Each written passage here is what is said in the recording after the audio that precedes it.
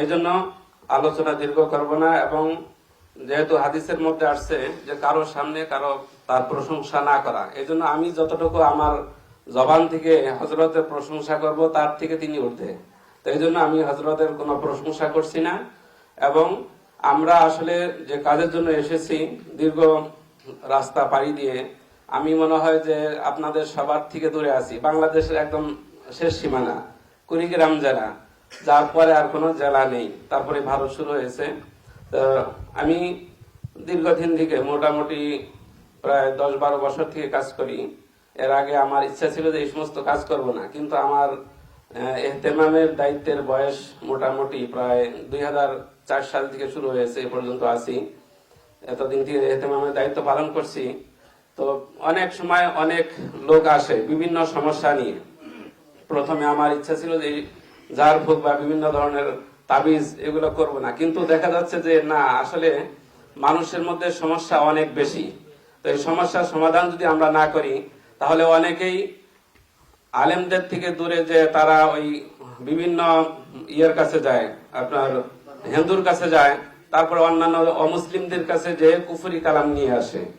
তো সেটা থেকে তারা যেন সেদিকে না যায়, সেই চিন্তায় আমি কাজ শুরু করি। তো আলহামদুলিল্লাহ যেগুলো কাজ করতেছি এর ফল আলহামদুলিল্লাহ অনেক ভালো। তারপরে হজরতের আলোচনা যখন শুনলাম, প্রথমে সম্ভবত প্রথম ভিডিও হজরতের ছিল যে জিন্নাতের বাদশা আপনাদেরকে বানাই দিব। তো প্রথম আমার কৌতূহল লেগেছিল যে জিন্নাতের বাদশা আবার কিভাবে বানাই দিবেন।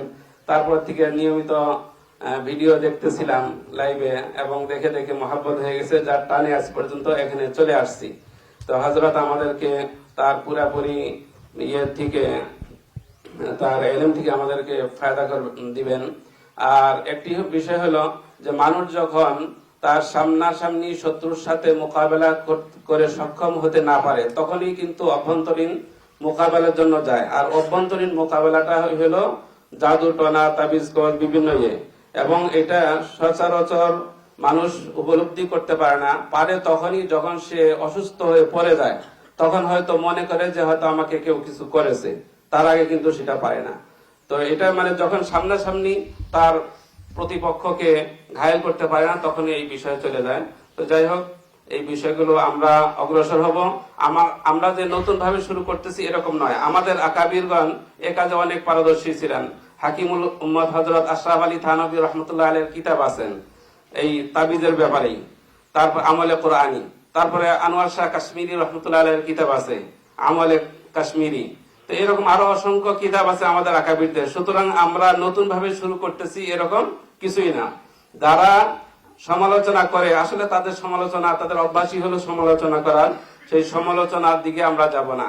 একটা কথা আছে, প্রবাদ বাক্য, যে হাতি চলার সময় কুত্তা ভুগতেই থাকবে, কিন্তু হাতির চলনের মধ্যে কোনো ব্যবধান ঘটে না, পার্থক্য ঘটে না। হাতি নিজের গতিতে সে চলতে থাকে। তো আমরা ইনশাল্লাহ আমাদের গতিতে আমরা চলবো, কাজ করতে থাকবো।